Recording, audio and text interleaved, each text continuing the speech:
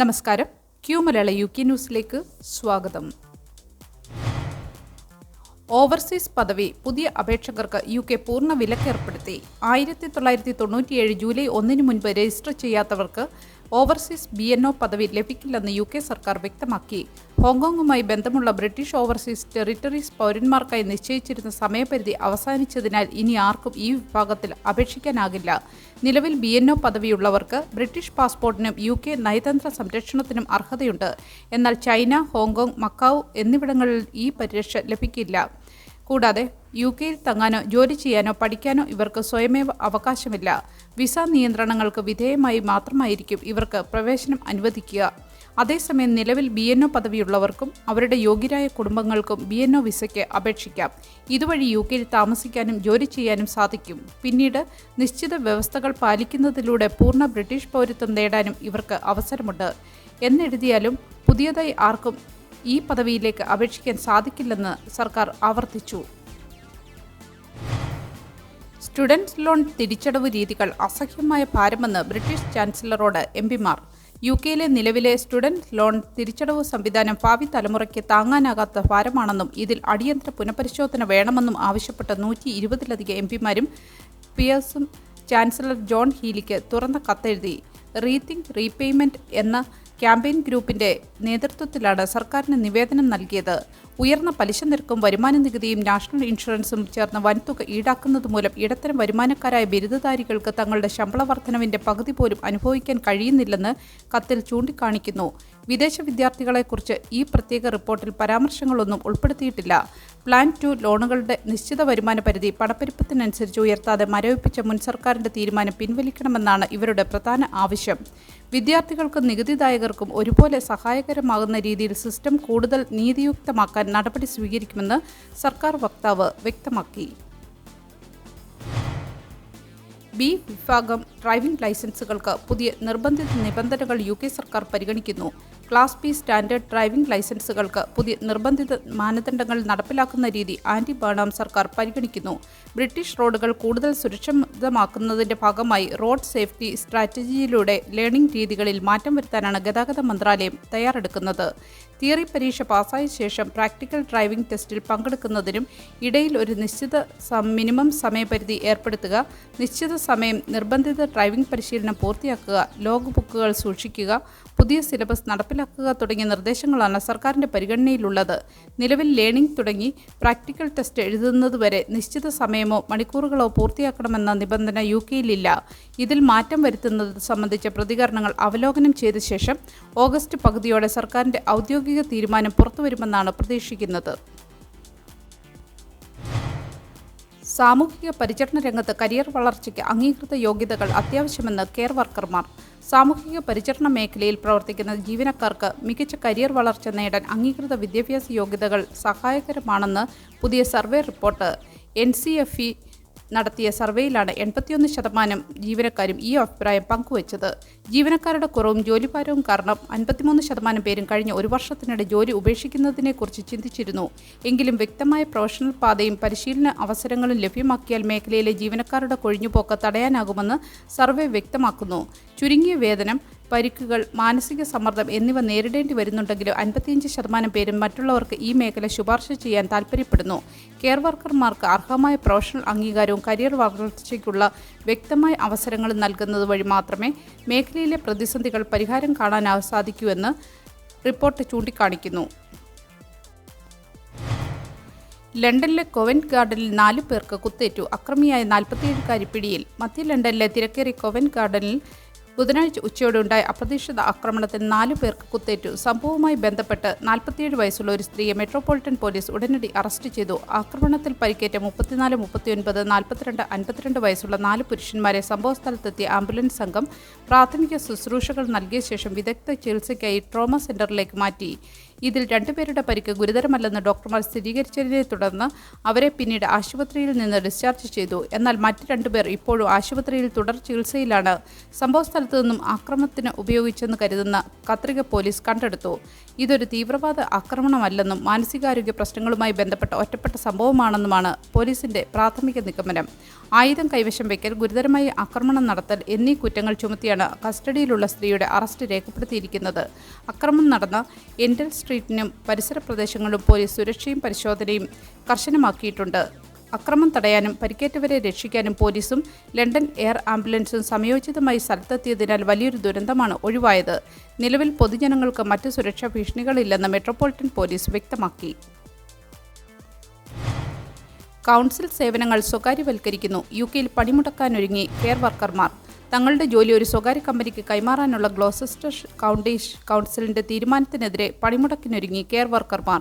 ആശുപത്രിവാസത്തിന് ശേഷം രോഗികളെ സാധാരണ ജീവിതത്തിലേക്ക് മടങ്ങാൻ സഹായിക്കുന്ന റീഏബിൾമെന്റ് വർക്കർമാരാണ് വ്യവസായ നടപടികളിലേക്ക് നീങ്ങുന്നത്. പുതിയ മാറ്റങ്ങൾ തങ്ങളെ കടുത്ത മാനസിക സമ്മർദ്ദത്തിലാക്കിയെന്നും ഒരു പരിഗണനയും നൽകാതെയാണ് തങ്ങളുടെ സേവനം സ്വകാര്യ മേഖലയ്ക്ക് വിട്ടു നൽകുന്നതെന്നും ജീവനക്കാർ ആരോപിക്കുന്നു. വർഷങ്ങളുടെ പ്രവൃത്തി പരിചയമുള്ള ജീവനക്കാർക്ക് പോലും യാതൊരുവിധ നഷ്ടപരിഹാര പാക്കേജുകളും നൽകാതെ സെപ്റ്റംബർ 1 മുതൽ പുതിയ കമ്പനിക്ക് കീഴിലേക്ക് മാറ്റാനാണ് കൗൺസിലിന്റെ നീക്കം. കഴിഞ്ഞ വർഷം ജൂലൈ മുതൽ തന്നെ ഈ തീരുമാനത്തെക്കുറിച്ച് ജീവനക്കാരുമായി ചർച്ച ചെയ്യുന്നുണ്ടെന്നാണ് കൗൺസിൽ അവകാശപ്പെടുന്നുണ്ടെങ്കിലും 2026 ജൂൺ ആദ്യം മാത്രമാണ് തങ്ങളെ ഔദ്യോഗികമായി വിവരം അറിയിച്ചതെന്ന് ജീവനക്കാർ വ്യക്തമാക്കുന്നു. അതേസമയം സേവനം തുടർന്നും മികച്ച രീതിയിൽ മുന്നോട്ട് കൊണ്ടുപോകാനാണ് ഈ മാറ്റമെന്നും പണിമുടക്കുണ്ടാക്കുന്ന ബുദ്ധിമുട്ടുകൾ കുറയ്ക്കാൻ വേണ്ട നടപടികൾ സ്വീകരിക്കുമെന്നും കൗൺസിൽ മേധാവികൾ അറിയിച്ചു. Gloucestershire health and care NHS foundation ട്രസ്റ്റും റീറ്റെയിൻ ഹെൽത്ത് കെയറുമായി ചേർന്നാണ് കൗൺസിൽ ഈ സേവനം നൽകുന്നത്. പുതിയ കമ്പനിക്ക് കീഴിലേക്ക് മാറുന്നതിന് മുൻപ് തന്നെ ജീവനക്കാർ പണിമുടക്ക് തുടങ്ങുമെന്നാണ് റിപ്പോർട്ടുകൾ സൂചിപ്പിക്കുന്നത്. അധികാര വികേന്ദ്രീകരണവും സാമ്പത്തിക അച്ചടക്കവും ലക്ഷ്യം. ഒക്ടോബർ അവസാനത്തിൽ UK ബജറ്റ്. യുകെയിലെ പുതിയ സർക്കാരിൻ്റെ ആദ്യ ഓട്ടം ബജറ്റ് ഒക്ടോബർ 28-ന് അവതരിപ്പിക്കുമെന്ന് ചാൻസലർ ജോൺ ഹീലി പ്രഖ്യാപിച്ചു. വെസ്റ്റ്മിൻസ്റ്ററിൽ ഒതുങ്ങി നിൽക്കുന്ന സമ്പത്തും അധികാരവും രാജ്യത്തിൻ്റെ എല്ലാ കോണുകളിലേക്കും എത്തിക്കുക എന്നതാണ് പ്രധാനമന്ത്രി ആൻഡി ബേൺഹാമിൻ്റെ നേതൃത്വത്തിലുള്ള പുതിയ സർക്കാർ ഈ ബജറ്റിലൂടെ ലക്ഷ്യമിടുന്നതെന്ന് അദ്ദേഹം വ്യക്തമാക്കി. അധികാരമേറ്റ ആദ്യ 2 ആഴ്ചയ്ക്കുള്ളിൽ തന്നെ ഊർജ്ജ ബില്ലുകളിലെ മൂല്യവർദ്ധിത നികുതി കുറയ്ക്കൽ, ബസ് യാത്രാനിരക്ക് പരിമിതപ്പെടുത്തൽ തുടങ്ങിയ ജനപ്രിയ തീരുമാനങ്ങൾ പ്രധാനമന്ത്രി പ്രഖ്യാപിച്ചിരുന്നു. ഇവയ്ക്കുള്ള ഫണ്ട് എങ്ങനെ കണ്ടെത്തുമെന്നത് ഈ ബജറ്റിൽ നിർണായകമാകും. ഇറാൻ യുദ്ധത്തിന്റെ പ്രത്യാഘാതങ്ങൾ ആഗോള സാമ്പത്തിക വിപണിയെ ബാധിച്ചതിനാൽ യുകെയുടെ വായ്പാ ചെലവുകൾ കുത്തനെ ഉയർന്നിട്ടുണ്ട്. കൂടാതെ രാജ്യത്തിന്റെ കടം 1960-കൾക്ക് ശേഷമുള്ള ഏറ്റവും ഉയർന്ന നിരക്കിലുമാണ്. ഈ സാഹചര്യത്തിൽ പുതിയ സാമ്പത്തിക ബാധ്യതകൾ വരുത്തിവെക്കാതെ ബജറ്റ് അവതരിപ്പിക്കുക എന്നത് വലിയ വെല്ലുവിളിയാകും. ആദായ നികുതി, ദേശീയ ഇൻഷുറൻസ് എന്നിവ വർദ്ധിപ്പിക്കില്ലെന്ന തിരഞ്ഞെടുപ്പ് വാഗ്ദാനം പാലിച്ചുകൊണ്ട് തന്നെ പുതിയ പദ്ധതികൾക്കായി പണം കണ്ടെത്തേണ്ടതുണ്ട്. പുതിയ പ്രഖ്യാപനങ്ങൾക്കായി നിലവിലെ ബജറ്റിൽ നിന്ന് തന്നെ ഫണ്ട് കണ്ടെത്തണമെന്ന് ചാൻസലർ ക്യാബിനറ്റ് അംഗങ്ങൾക്ക് നിർദ്ദേശം നൽകിയിട്ടുണ്ട്. സാമ്പത്തിക അച്ചടക്കം പാലിച്ചുകൊണ്ട് രാജ്യത്തെ കുടുംബങ്ങൾക്കും വ്യവസായങ്ങൾക്കും സ്ഥിരത നൽകുന്നതാകും പുതിയ ബജറ്റെന്ന് ഹീലി കൂട്ടിച്ചേർത്തു. ഓടിക്കൊണ്ടിരുന്ന ലോറിയുടെ മേൽക്കൂര മുറിച്ച് 4 കുടിയേറ്റക്കാർ രക്ഷപ്പെട്ടു. യുകെയിൽ അതിർത്തി സുരക്ഷയിൽ ആശങ്ക. പോർച്ചുഗലിൽ നിന്നും യുകെയിലെത്തിയ ലോറിയുടെ മേൽക്കൂര മുറിച്ച് 4 അനധികൃത കുടിയേറ്റക്കാർ രക്ഷപ്പെടുന്നതിന്റെ ദൃശ്യങ്ങൾ പുറത്തുവന്നതോടെ ബ്രിട്ടന്റെ അതിർത്തി സുരക്ഷ വീണ്ടും ചർച്ചയാകുന്നു. എസെക്സിലെ മാൽഡണിനടുത്തുള്ള A414 റോഡിൽ ഓഗസ്റ്റ് 3-നാണ് നാടകീയ സംഭവം നടന്നത്.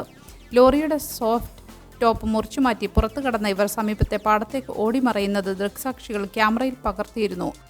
അൽഗാർ റിമൂവൽസ് എന്ന കമ്പനിയുടെ ലോറിയിലാണ് ഇവർ എത്തിയത്. സംഭവവുമായി ബന്ധപ്പെട്ട് 60-കാരനായ ഡ്രൈവറെ പോലീസ് അറസ്റ്റ് ചെയ്തെങ്കിലും കുറ്റക്കാരനല്ലെന്ന് കണ്ട് പിന്നീട് വിട്ടയച്ചു. പോർച്ചുഗലിൽ നിന്നും സ്പെയിൻ ഉൾപ്പെടെയുള്ള രാജ്യങ്ങൾ കടന്ന് യുകെയിൽ എത്തുന്നതുവരെ ഈ കുടിയേറ്റക്കാരെ കണ്ടെത്താൻ കഴിയാതിരുന്നത് അതിർത്തി സുരക്ഷയിലെ വലിയ വീഴ്ചയാണെന്ന് റിഫോം പാർട്ടി കൗൺസിലർ സാം ജോർണറ്റ് കുറ്റപ്പെടുത്തി. സംഭവസ്ഥലത്ത് പോലീസ് വ്യാപക തിരച്ചിൽ നടത്തിയെങ്കിലും രക്ഷപ്പെട്ട 4 പേരെയും ഇതുവരെ കണ്ടെത്താനായിട്ടില്ല. ഇവരെ കണ്ടെത്താൻ ഹെലികോപ്റ്ററുകളോ ഡ്രോണുകളോ ഉപയോഗിക്കാത്തത് പോലീസിന്റെ ഭാഗത്തു നിന്നുള്ള വീഴ്ചയാണെന്നും വിമർശനമുയർന്നിട്ടുണ്ട്. സംഭവത്തെക്കുറിച്ച് എന്തെങ്കിലും വിവരങ്ങൾ ലഭിക്കുന്ന ഉടനടി പോലീസിനെ അറിയിക്കണമെന്നും രക്ഷപ്പെടുന്ന വീഡിയോ സമൂഹമാധ്യമങ്ങളിൽ പങ്കുവയ്ക്കുന്നതിന് പകരം അന്വേഷണ സംഘത്തിന് കൈമാറണമെന്നും എസെക്സ് പോലീസ് പൊതുജനങ്ങളോട് അഭ്യർത്ഥിച്ചു. സ്പേസ് എക്സ് റോക്കറ്റ് അബദ്ധത്തിൽ ചന്ദ്രനിൽ പതിച്ചു. ഉപരിതലത്തിൽ വൻ ഗർത്തം രൂപപ്പെട്ടു. വർഷങ്ങൾക്ക് മുമ്പ് വിക്ഷേപിച്ച എലോൺ മസ്കിന്റെ സ്പേസ് എക്സ് റോക്കറ്റിന്റെ അവശിഷ്ടം അബദ്ധത്തിൽ ഭ്രമണപഥം തെറ്റി ചന്ദ്രനിൽ ഇടച്ചിറങ്ങിയതായി ശാസ്ത്രജ്ഞർ സ്ഥിരീകരിച്ചു. മണിക്കൂറിൽ 5000 മൈലിലധികം വേഗതയിൽ സഞ്ചരിച്ച റോക്കറ്റ് ഭാഗം ബുധനാഴ്ച ചന്ദ്രന്റെ ഉപരിതലത്തിൽ വൻ ആഘാതത്തോടെയാണ് പതിച്ചത്. ഇടിയുടെ ആഘാതത്തിൽ ചന്ദ്രനിൽ വലിയ കുഴിയും കിലോമീറ്ററുകളോളം വ്യാപ്തിയുള്ള സോഡിയം ലിഥിയം വാതക മേഘങ്ങളും ഉയർന്നതായി ചിലിയിലെ വെരി ലാർജ് ടെലിസ്കോപ്പ് ഉപയോഗിച്ച് ശാസ്ത്രജ്ഞർ നിരീക്ഷിച്ചു. 3 ടൺ TNT സ്ഫോടക വസ്തുക്കൾ പൊട്ടുമ്പോഴുണ്ടാകുന്ന ഊർജ്ജത്തോടെയാണ് ഈ റോക്കറ്റ് ഭാഗം പതിച്ചതെന്നാണ് നാസയുടെ വിലയിരുത്തൽ. ഭാവിയിൽ ചന്ദ്രനിലേക്ക് അയക്കുന്ന ബഹിരാകാശ യാത്രക്കാർക്കും അവിടുത്തെ അടിസ്ഥാന സൗകര്യങ്ങൾക്കും ഇത്തരം ബഹിരാകാശ അവശിഷ്ടങ്ങൾ ഉണ്ടാക്കുന്ന ഭീഷണിയെക്കുറിച്ച് കൂടുതൽ പഠിക്കാൻ ഈ സംഭവം സഹായിക്കുമെന്ന് നാസ വ്യക്തമാക്കുന്നു. ഭ്രമണപഥം മാറി ചന്ദ്രനിൽ പതിക്കുന്ന രണ്ടാമത്തെ കൃത്രിമ റോക്കറ്റ് അവശിഷ്ടമാണിത്.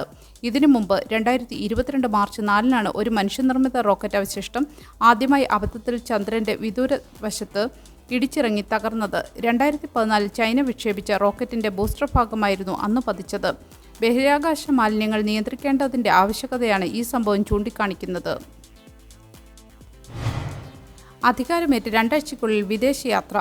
UK പ്രധാനമന്ത്രി ആൻഡി ബേൺഹാമിനെതിരെ കടുത്ത വിമർശനം. UK പ്രധാനമന്ത്രിയായി ചുമതലയേറ്റ് വെറും 2 ആഴ്ച തികയുമ്പോൾ ആൻഡി ബേൺഹാം വിദേശത്തേക്ക് അവധിക്കാല യാത്ര പോയത് രാജ്യത്ത് വലിയ രാഷ്ട്രീയ വിവാദങ്ങൾക്ക് വഴിവെച്ചിരിക്കുകയാണ്.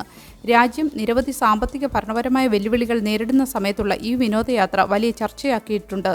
പ്രധാനമന്ത്രി എവിടെയാണെന്നുള്ളതെന്ന് ഔദ്യോഗിക വൃത്തങ്ങൾ ഇതുവരെ വ്യക്തമാക്കിയിട്ടില്ലെങ്കിലും അദ്ദേഹം ഉദ്യോഗസ്ഥരുമായി നിരന്തരം ബന്ധപ്പെടുന്നുണ്ടെന്നും ഭരണകാര്യങ്ങൾ സാധാരണ പോലെ തന്നെ നടക്കുമെന്നും പ്രധാനമന്ത്രിയുടെ ഓഫീസ് അറിയിച്ചു. അദ്ദേഹം രാജ്യത്തില്ലാത്ത സമയത്ത് first secretary of state Louise ഹേഗിനാണ് ഭരണ ചുമതല നൽകിയിരിക്കുന്നത്. എന്നാൽ രാജ്യത്തിന്റെ ഭരണം ഏറ്റെടുത്ത് വെറും 15 ദിവസത്തിനുള്ളിൽ പുതിയ പ്രധാനമന്ത്രി അവധി ആഘോഷിക്കാൻ പോയത് ഭരണത്തോടുള്ള ഉത്തരവാദിത്തമില്ലായ്മയാണെന്ന് ചൂണ്ടിക്കാട്ടി പ്രതിപക്ഷ നേതാക്കൾ ശക്തമായ വിമർശനവുമായി രംഗത്തെത്തി. Reform UK MP Lee Anderson ഉൾപ്പെടെയുള്ളവർ സർക്കാരിനെതിരെ രൂക്ഷ വിമർശനമാണ് ഉന്നയിക്കുന്നത്. ജനങ്ങൾ പുതിയ സർക്കാരിൽ വലിയ പ്രതീക്ഷ അർപ്പിച്ചിരിക്കുന്ന സമയത്ത് പ്രധാനമന്ത്രി അവധിയിൽ പോയത് ജനങ്ങളോടുള്ള വെല്ലുവിളിയാണെന്ന് വിമർശകർ ചൂണ്ടിക്കാണിക്കുന്നു. ഔദ്യോഗിക കാര്യങ്ങൾ തടസ്സമില്ലാതെ നടക്കുമെന്ന് വിശദീകരിക്കുന്നുണ്ടെങ്കിലും പ്രധാനമന്ത്രിയുടെ ഈ അപ്രതീക്ഷിത വിനോദയാത്ര വരും ദിവസങ്ങളിൽ ബ്രിട്ടീഷ് രാഷ്ട്രീയത്തിൽ കൂടുതൽ ചർച്ചകൾക്ക് വഴിവെച്ചേക്കാം. നല്ലൊരു ദിവസം ആശംസിച്ചുകൊണ്ട് ഈ വാർത്താ ബുള്ളറ്റിൻ ഇവിടെ പൂർണ്ണമാകുന്നു. എല്ലാ ദിവസവും Q മലയാള UK ന്യൂസിൽ നിന്നുള്ള വാർത്താ അപ്ഡേറ്റുകൾക്കായി കാത്തിരിക്കുക. നോട്ടിഫിക്കേഷനുകൾ ലഭിക്കുന്നതിന് ബെല്ലൈക്കൺ എനേബിൾ ചെയ്യണമെന്നും ഫേസ്ബുക്ക്, ഇൻസ്റ്റാഗ്രാം, യൂട്യൂബ് എന്നിവയിലൂടെ Q മലയാള UK ന്യൂസ് ഫോളോ ചെയ്യണമെന്നും അഭ്യർത്ഥിക്കുന്നു.